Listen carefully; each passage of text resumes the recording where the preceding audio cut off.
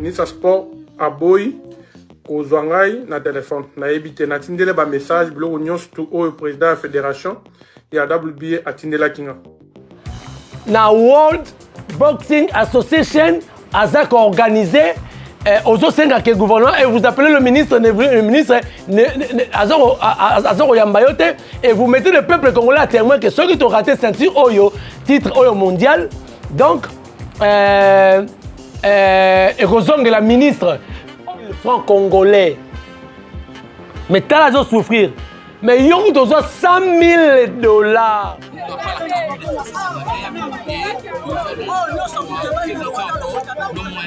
il va présenter aussi ses moyens d'affaires. Et c'est pas parce qu'il faut soit réhabilité. Donc c'est une émission quelque part Bayama Kinga mais na comment objet à menace superficielle car d'ailleurs chroniqueur lobby mais ce que mon chroniqueur politique Zabaneli aïe na TV à lobby loco il en sait quelque chose.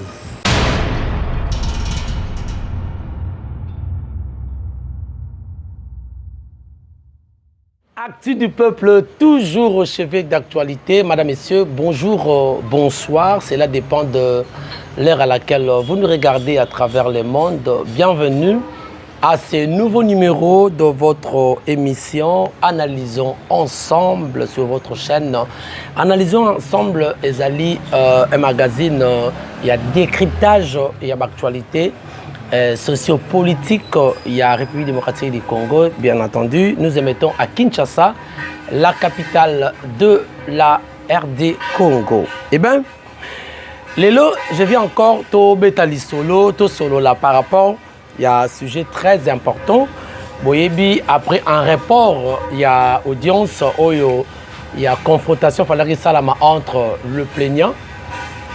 Oyo afundaki Monamboka le journaliste analyste politique Oyo Gauthier Sey azana problème na niveau ya Tripé ya Gombe na l'artiste musicien le plus connu le plus célèbre Fally Ipupa la deuxième audience parce que la première l'artiste était absent à Kendaki alors la deuxième c'était hier na Tripé tout le monde qui Monamboka Gauthier Sey à Yakiwana, mais Fally Ipupa ne s'est pas présenté. Pourquoi Fally a Yakite? Et qu'est-ce qui s'est passé dans Tripé? Il y a Gombe Lobby na Gauthier Sey. Il a été menacé, il a été tabassé, il a reçu de menaces, je ne sais pas. Alors vous saurez tout au long de cette émission. Mais avant la bande, ça devient une escroquerie nationale. Hein? Et ça, nous analysons le fait. Et ça, il y a boxeur Oyo, Martin Bakole. Martin Bakole revient encore, il demande un accompagnement, il y a gouvernement pour livrer combat na Obabengaka WBA, c'est-à-dire World Boxing Association. Ils en Angleterre, ils ont une grande association organisera le championnat Yamunene. C'est-à-dire qu'il faut avoir la ceinture niveau mondial. Martin Bakole revient pour assurer encore accompagnement il y a gouvernement et que va organiser les combats. Les Camerounais, ils ont lobby et sali siko des semaines. Si je ne me trompe pas, na sasko des semaines oyo na vu proposition ya kobundela titre mondial WBA kona ba obayebi en anglais et ça WBA on a classé deuxième mondial. Mike, stop talking. Alors vie position naza nango vie condition naza nango naza en Angleterre naza congolais na signé na promoteur na oaza Angel problème naza nango zo se poser ça que na vu chance ya kobundela titre mondial naza sérieux ngana équipe na mais bayebi singa vérité bayebisi nga eza ke aux 8 titres, chance à rebondir la titre mondial, mais problème tout ça c'est anglais. Nous anglais, ceux qui t'ont mis pour la charge à qui te fout adversaire en bon pour adversaire aussi un bon belé pour gagner dans la challenger. Ceux qui t'ont eu chance et risque à foutre bon adversaire et qui est organisé comme en Angleterre. Anglais, bio, la plupart me bakoyate, soit bakosomba live te pour aux anglais. Bazomona intérêt na bangote. Wana eza ba anglais bangomo bazo ebisanga. Ba anglais bangomo bazo ebisanga. Nazalo ba makambo naza vraiment sérieux. Sinon te na le cas direct boite. Alors l'unique seule condition au ba pesinga eza au moins ce qui ngai na meki ko foot adversaire nanga bongo oyo esengeli et puis kozwa charge ya organiser pour adversaire azalaki vacant pour bato ba ma box titre oyo Daniel Dubois azalaki nango avant que ko bundena ozik et tikalaki vacant siko muto atikaki yango vacant nde azana posa rozonga Emmanuel Char yake abundela titre na ye siko contre nga numéro 2 pour de Wanta Walda aboyi kondima abu andimi abunana Joshua.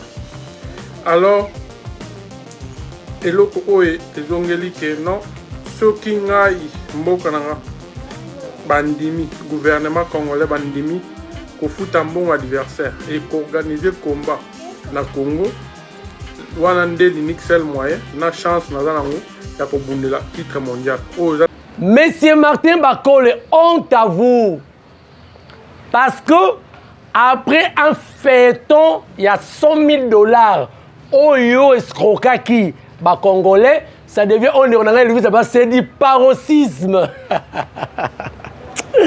Non. Les Congolais ne sont pas vos marchepieds quand même, monsieur Martin Bakole. N'est pas Martin Fayou là-bas. Monsieur Martin Bakole, les Congolais baza marchepieds na yote. Oyo kosala biso feuilleton, c'était je crois le 8 février 2023. Oyo tomonaki okei olobi que vous avez un grand combat où est la titre Nandeko Michael Hunter. L'américain c'est Michael Hunter. OK. On dit Christian est très informé. Oye o escroqué Serge, le ministre sortant. C'était Serge, non? Serge Condé. On escroquait non seulement Serge, on escroquait tous les Congolais. On vous a remis $100,000. Mais moi, je me posais la question, nous sommes dans un pays où il y a légèreté zali, excusez-moi. Comment un individu peut vous mettre dans ces poches-là? Eh bien, ça ne sait pas comment. Il fallait que ça soit passé par la fédération, mais passation de salami entre le ministre et l'individu Martin Bakole, PC Sami, et il prend l'argent, cette grande somme, à dans la poche. On l'a filmé même dans une moto. Les gens filment, on dit que voilà le Congo. On est où? Alors, après avoir tourné ce feuilleton, où tu tout le monde dans ta poche, jusque-là, où en sommes-nous? Ceux qui payent au gagnant, et le combat était prévu le 4 mars. On était au mois de février. Bah, ils sont dans un mois, le 4 mars. Mais on aurait dû apprendre que Michael Hunter ne reconnaît même pas la date. Dans le niveau, au salut, donc, niveau de mensonge, on dit pas mensonge, pas de porter à plainte ça. Parce que quand vous dites mensonge, il va porter aux plaintes. C'est du paroxysme. Non, on dirait Elvis. C'est du paroxysme au salaki. Donc, vous avez escroqué à un niveau très aigu. Bon, il permettre parce qu'on dit déjà aigu, c'est superlatif. Bon, permettre d'accentuer encore. Donc, au Kosa Bateau. Et vous savez que, et comme même, c'est de la jurisprudence. Et l'autre, ça, comment la jurisprudence. Il y a un moment dit, Kaboul, on n'a pas cédé. Bravo, le ministre Paboulou. En tout cas, je vous aime. Vous avez pensé à nous. Monsieur Bakolo, au Constitution le 4 mars, vous en a combat. Tellement de choc. Vous êtes entendu, ok, kuna soyi bokene ko bunda na salle moko boye pour la saka ko bunda ki boye moko oyo salaki mutema na témoin. Monsieur Martin Bakole, vous revenez encore pour escroquer les Congolais. Komelaye, azo répondre ngate. Les lots n'a pas quoi na vu que moutinho sa fandi vidéo vous partager Komelaye. Ce qu'a a commis ça et que puis à répondre à la message. On a pour battre non, na meka ko koma mais ba répondre nga peut-être que mbongo ezate soit ba ko sala ngote. Sinon te na ko tinde la bino ba capture ya ndenge na komeli. Ndenge na komeli à répondre ngate. Pour la minute où mutu na ko collaborer na ezaye to solo laka. Na komela ki na yaki tina Congo deux fois. De façon que to kutana na son excellence ministre à sport Kabulo mala Kabulo. Ayebisina na ya Congo na ye to kutana te. Mais, nous comment à répondre à éviter pourquoi. N'a évité. Raison, n'a évité. Il y a un message qui est comme peut-être à cause de des téléphones, nous avons ministre Boazo occupé, n'a évité. Mais message, nous avons un téléphone, auto sur la canale, tu vas sur la avant que tu comme ministre. Réponse c'est ça. Vous avez fait une vidéo pour dire que vous avez un combat dans World Boxing Association Azak organisé aux autres gouvernement et vous appelez le ministre Azor Yambayote et vous mettez le peuple congolais à témoin que ceux qui ont raté ceinture Oyo, titre Oyo mondial, donc et Rozong la ministre, honte à vous, et voilà on tente de rotation, excusez-moi, honte à vous. Qui gagnerait le Congolais dans ce que vous faites? Qui gagnerait le Congolais? Yali Bosso, soit Congolais bénéficier à Nini. Allez le faire. Mais n'engagez pas les Congolais, votre titre. Vous avez escroqué les 100 000 $ dans la poche et vous revenez pour que le gouvernement. Et puis, alors, quelque part que. Ils ne demandent pas l'argent à Zossera. Mais quand vous ne demandez pas l'argent, mais pourquoi vous demandez l'accompagnement du gouvernement? Pourquoi? Et pour que le gouvernement vous amène quoi? Oh, et ça pour un bon côté. Pour un bon côté, ce que le gouvernement va dire. Quand on va organiser, on sortira quoi? L'argent? On ne sortira pas les membres de Makassa, on sortira l'argent. Et l'argent pour qui? Et là, on y peut la glisser parce que, oh, le baki. Ezaka Komana Michael Hunter. Parce que l'on les alliés qu'on a accepté que oh yo lobby que aux autres en Angleterre ou na WBA que est vrai. Et l'on a assuré Congolais que oh yo sont les vrai. Même ici on l'accepte son contrat. Et l'on a assuré au Congo que nous falsifier contrat. Au Congo que nous commis d'ailleurs on l'a dit pour scanner. On l'a dit, et là, nous avons assuré que c'est vrai, c'est du vrai, ce que vous dites. C'est faux.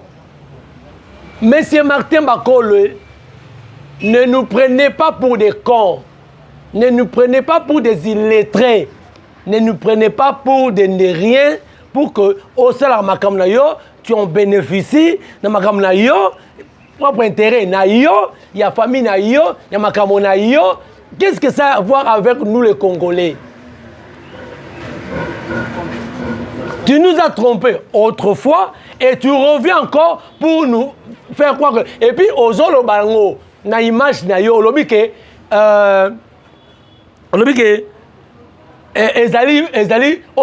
je suis sérieux. Ah bon? Quand vous dites que vous êtes sérieux, c'est que vous dites, cela veut dire que, oh, il y a 100 000, c'est qui sérieux? Et ça qui sérieux? Parce que, oh, les gens sont Congolais, oh, c'est sérieux. Et puis, vous nous demandez, nous, le rôle de ministre,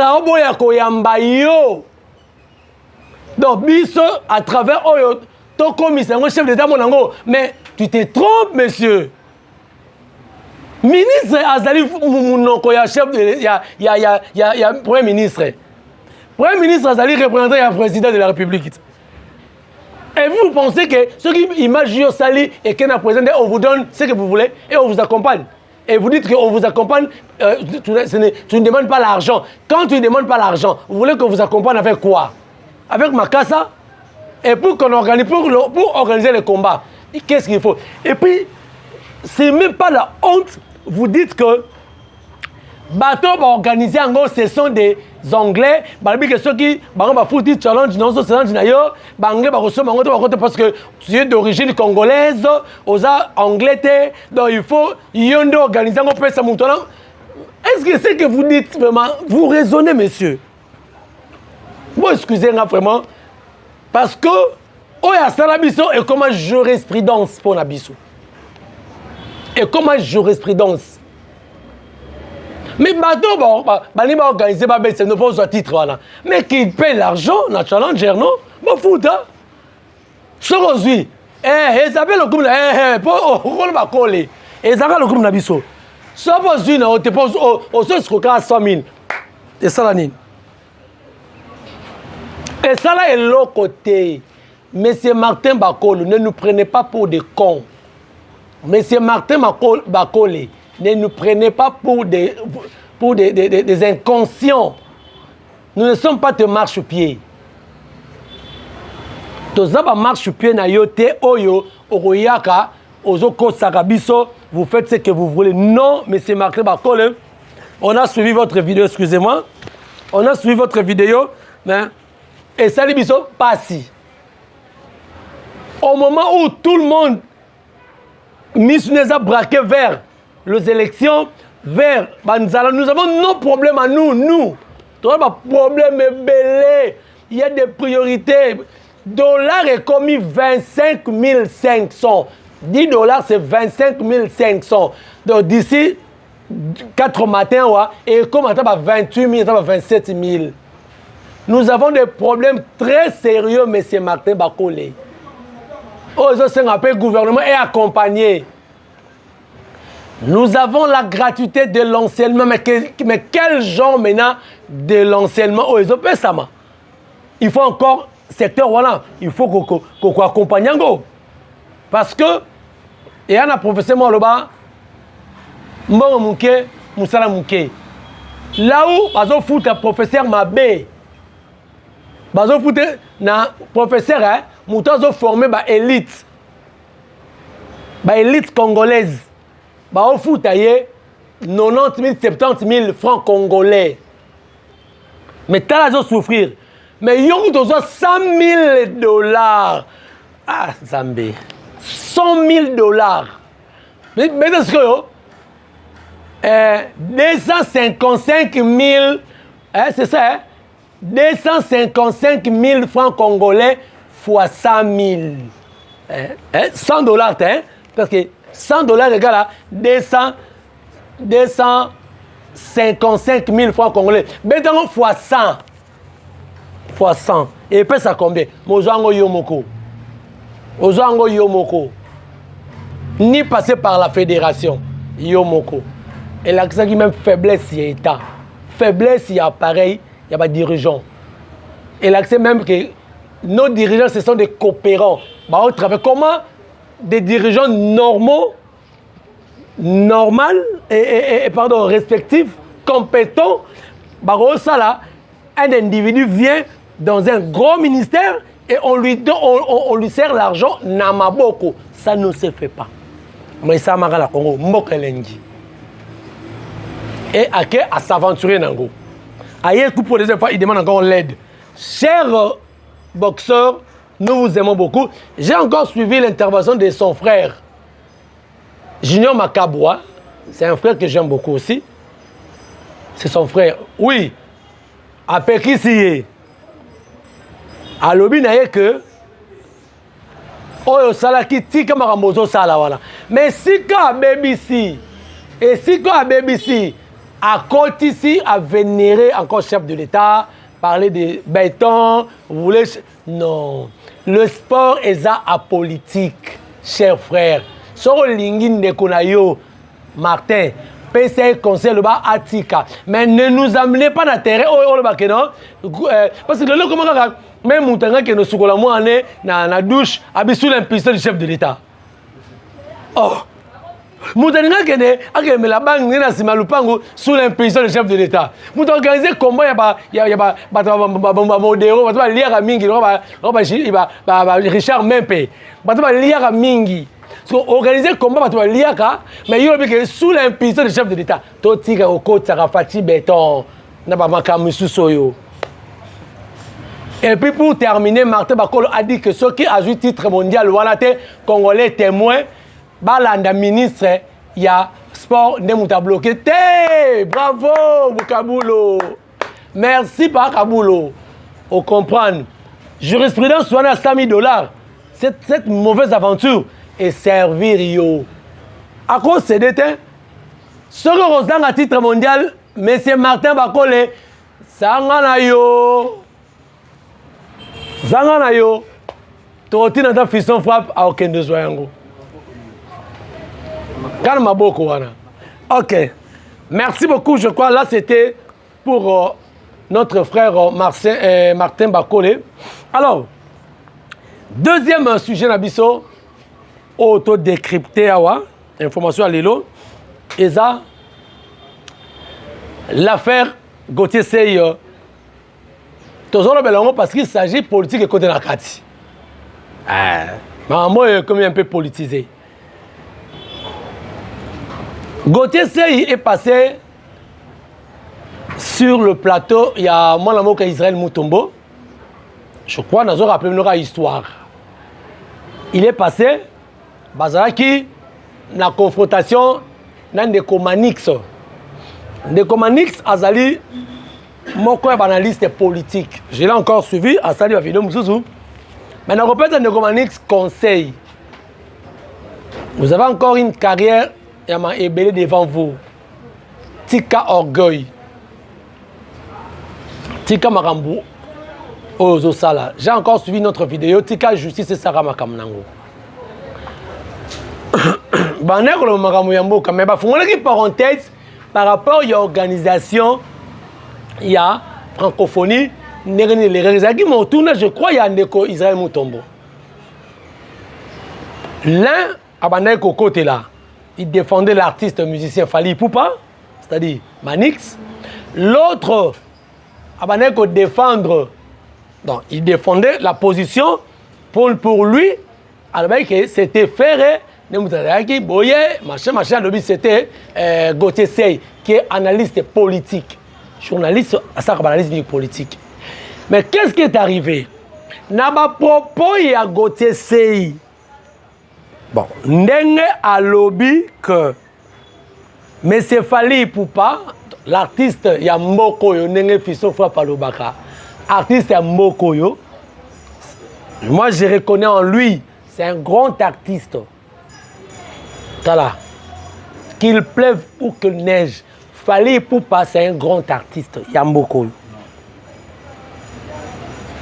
Que les gens refusent, ce n'est pas un problème. Mais, Gauthier Sey a dit quoi? Gauthier Sey a dit que, selon ses recherches, à l'objet ou selon ses analyses, que Fali Poupa, je dis, non, répétez ce que lui a dit, je n'ai pas dit ça. Je répète ce que Fali a dit. Eh, pardon, Gauthier Sey a dit. Pourquoi pour parler encore de ça. Mais besoin de la justice, on a ça analyse. Tu as décrypté fonction ce qui s'est passé hier. Na zongi wana za parenthèse hein, pour toi ba oyele kaki pour voir comment lelo na triper à Gombe wana. Alors bi que ndeko Fali, c'est notre analyse d'ailleurs, na ba enquête na sali, Fali a construit sa carrière dans les mensonges. Voilà. C'est là où le bas blesse. A construit sa carrière dans les mensonges. Hey! Mais Manix aussi a tenu qui va propos outrageant, va propos bien dit à la personne de Ferré. Le deux, Bazali Bendaboui. Mais il fallait pour passer, ressaisir quand la France construit sa carrière dans les mensonges. Il a dit que ce sont des propos diffamatoires. Il est allé, il a saisi ses avocats, Oyayebi, Onibalobaki, dans les gens qui l'ont conseillé, qu'il amène ça à la justice. Moi, oui, vous parle, j'ai eu à faire une émission, quelque part, Bayama Kinga, mais comment objet à menace. Les gens m'ont menacé en disant que je suis gaulois, nazo cloué Fali. Bah le bah finga qui je crois bah kata qui bah page. Oh pe bokata. Ah oh pe bokata po boyo kama kambwa. Mais bokata te. C'est que Fali n'abaki les gens qui ont conseillé Fali d'aller na triper à Gomenachi au funda bah conseiller que ma paix. Té. En tout cas, si j'étais Fali, pour radier bateau, je vais m'expliquer pourquoi il faut qu'on la bango. Mais la première procédure ou bien la première démarche à faire, Fali devait aller dans CESAC. Parce que parmi les institutions d'appui à la démocratie, il y a le CESAC. Il y a le CESAC. Bien sûr, à Kenagi CESAC. Fali, d'après mes sources, Fali est allé envoyer dans la CESAC. C'est ça que je salue Maître Kissia Bosembe et puis Serge Kabongo. Ils sont vraiment nombreux. C'est ça que Yebisi Ndeko Fali, à travers, je crois, ses envoyés spéciaux, rentrer dans la même émission, faire les droits des réponses. Vous y allez, dans solo, soit il fallait me relécater, atteindre bandeko naye, porte-parole naye, avec des documents. Avec des documents, je vais montrer un peu.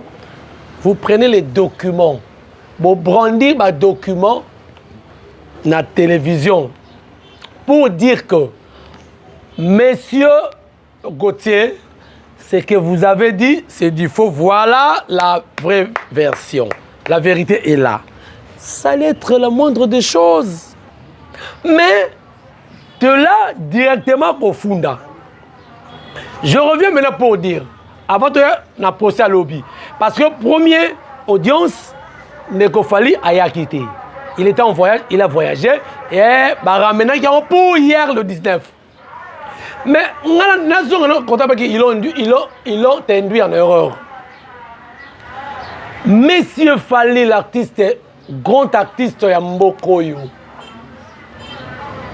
ce n'est pas la première personne que vous soyez insulté. Tant qu'il y a un cadre insulté, ou bien, il y a beaucoup de propos diffamatoires au yo subi ça. Nini ya makasi o eleki ko finga Fali aboma maman na ye. Maman je crois hein. Balobaka Fali aboma maman na ye et tout chacun yote. Au moins les gens lobi kenin. Fali vous êtes un homme public, on peut vous insulter. On peut nini ezaka bongo. Misuba kenati ko toucher nini. Nalobaka ngo soki mutuloka Félix Antoine Tshisekedi. Alors bien pas okanga batu. Ah, ba presse penge, ba mayengele, ba Nico Fay, ba si ba kote mais ba kanga bango. Soki Kabila azaka peka sensible nenga Fali. Mais na biso mais Félix a quand même ba kabundo yo.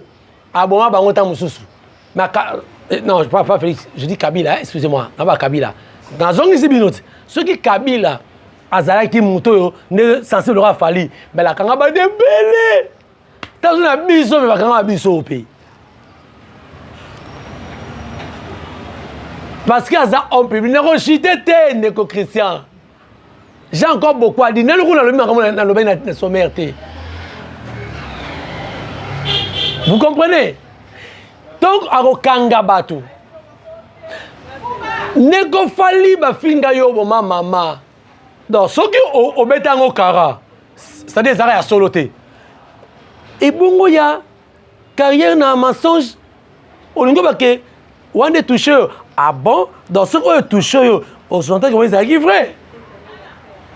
Eh mais oui, ce qu'on est touché, ça veut dire qu'on est arrivé vrai.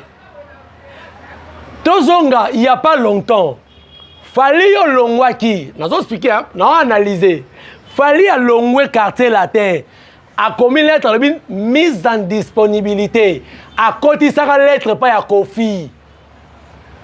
Par après, batuna Kofi na émission. Kofi a loba nini, qui sont frappe merci. Kofi a loba oui. C'est petit, azala ba mensonge na yebi angoti. Quel mensonge m'a fait wana? Oh, mensonge m'a wana. Pourquoi ne pas avoir porté plainte na Kofi Olomide? Parce que Kofi Olomide c'est du mensonge. Avant que moi na wana bolanda été azalo kuta. Un mensonge français le kuta ne lingala. Et c'est loko moko.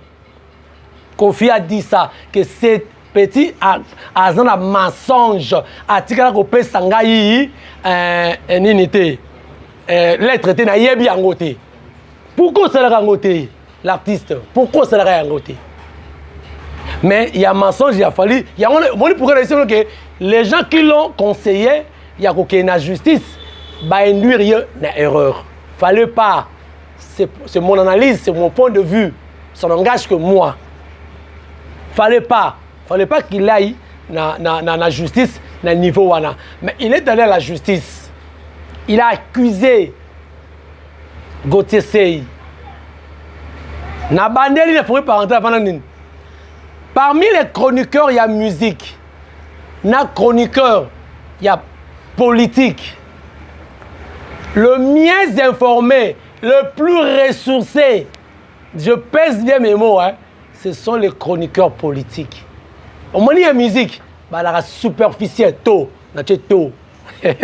superficielle, tu comptes à la profondeur. C'est-à-dire, tu es calé quand même.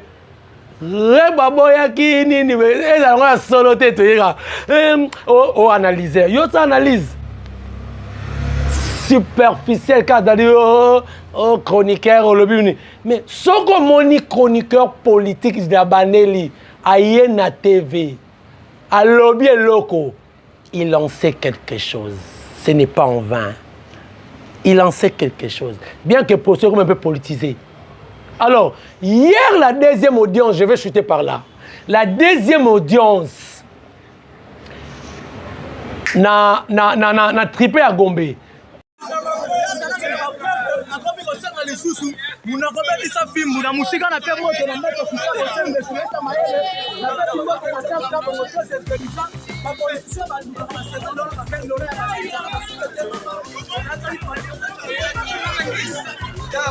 Pardon, s'il vous plaît, pardon.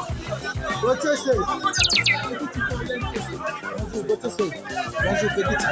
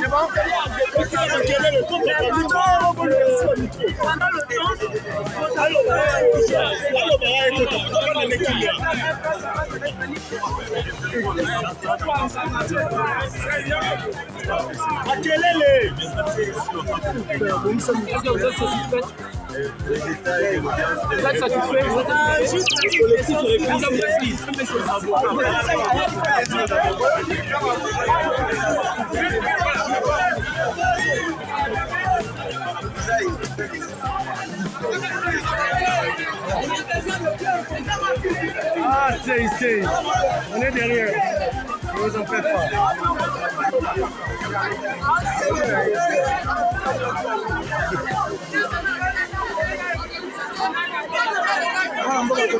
Voilà.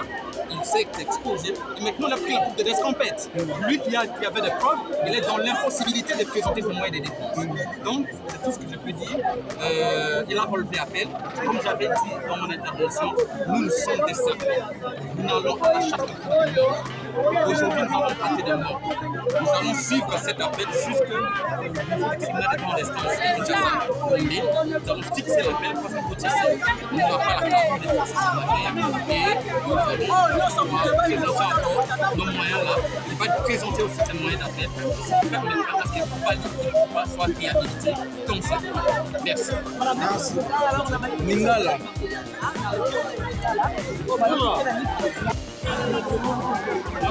soki bazopusa masoluko yango mosusu eza te eza kaka kobanga bayebi kasalaki mabe sikoyo mabe wana etingami ye parceke biso tozosala eloko wana etingami ye siko azobanga parceke nde tozala toyaka bitumba. Pour votre information, on a renvoyé ça dans 2 semaines. Bâtiment et loin de tribunal à Gombe et comme il a TGI, la grande instance. Avant du procès, j'ai entendu déjà Bakangi Gauthier Seye. Bakangi, bon, je suis arrivé sur le terrain, on a écouté l'audience. Il a filmé, mais pendant que Gauthier Seye était à l'intérieur, bateau Namoni, c'était plein, je crois. Peut-être plein Libanda, il n'y avait que des fanatiques de l'artiste au Bazaki Libanda. Bakaliko, bandrol, polo. Il commençait à insulter. Gauthier a reçu de menaces verbales. Na triple lobby. Peut-être si Molaki permet de dévorer. Il y a eu certains fanatiques qui étaient là, oh, on a la monarchie, Azaki même Nambeli, ce baïonnette, je ne sais pas, à la moi-même, je l'ai vu. Pourquoi on a filmé qui était? On a déjà, on a subi une menace, on a bangaki. Fiston Frappe m'a dit qu'aucun était aux victimes. Balobaki que derrière Fally et derrière plutôt Gauthier Seye, il y a l'artiste et musicien Ferrego là. Mais hier, je n'ai vu aucun fanatique de Ferrego là à la qui n'a parqué. Il y avait inondation, il y a fanatique, il y a l'artiste Fally Ipupa. Ils sont venus, ils ont lancé des langages anormaux, des langages inhumains. Naboui parce que pour des raisons de pudeur, et Sali Nebisio, l'artiste n'était pas venu. Alors, Gauthier Seye a jugé bon, va renvoyer Yango dans 2 semaines. Tous les 2 semaines, et Gauthier est en train d'exiger qu'il n'y ait pas un besoin de faire mon Fally Moutafunda qui est. Alors, pourquoi Fally ne veut pas venir? Avocat, oui, mais il faut que Fally aussi vienne. Il y a un la prochaine séance ou la prochaine audience, lui ne se présentera pas. Soit, il faut Fally Aya. Donc, ce que Gauthier Azor Babongo, je comprends que Gauthier détient ses preuves. Je suis au conditionnel, hein. Si Gauthier a insisté bongo, c'est-à-dire, parce que j'ai déjà entendu parler de la bouche, il y a avocat Nabi qui est Bazalina puce, il y a 10 ans. Ce qu'on puce, voilà, et là, les à l'intérieur. Preuve! Oh, il y a ça, enquête, naïe. Le parce que il y a ma preuve, akola kisaka, preuve sera koutani, na plaignant naïe. À lobby boy plaignant boy exhibé ma prof naïe na tribunal. Attendons que la justice fasse son travail. Alors, on a mis la procédure judiciaire ezanine ezama molai. Banezo albi on a ngine si Elvis Poche lobby babeti Fally 12 na tribunal. Bon, on a évité ce qui 12 la guisini, hein? 12 la guisini, on a évité, mais on va mettre Fally 12 dans le tribunal. babeti 12 te. La procédure judiciaire ezalaka bongo. Omoni loko yo. Bokanga lo no esabino. Bo ba tolanaka journaliste moi ça na liste de bien. Ça va aller de report en report.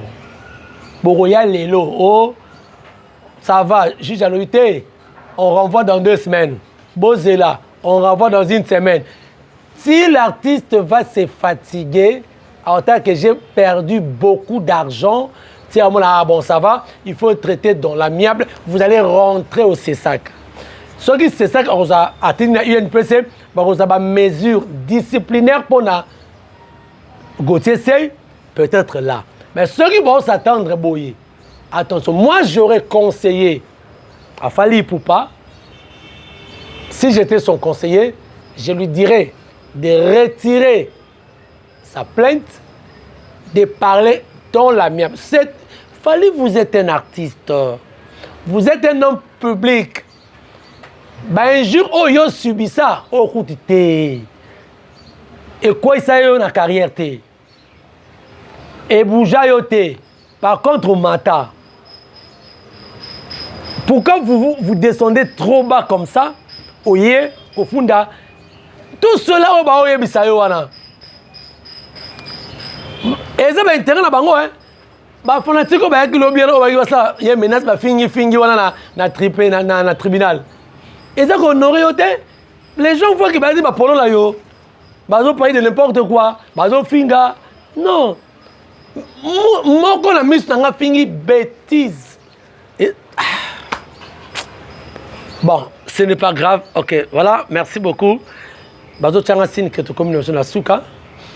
Voilà, c'était là 2 petits sujets. On a c'est un peu qu'on analysé ensemble. Navo, Boyoki, na chute dans le bic. L'artiste traitait les problèmes dans l'amiable. Vous êtes 2 frères. Ça arrive. Ça fait partie de votre succès aussi. Ça fait partie de votre carrière. Ça. Kobe bisa casier judiciaire na yo te. Parce que ça peut retourner un peu contre yo. Tout le monde en faveur na yo. À bon attendeur, salut.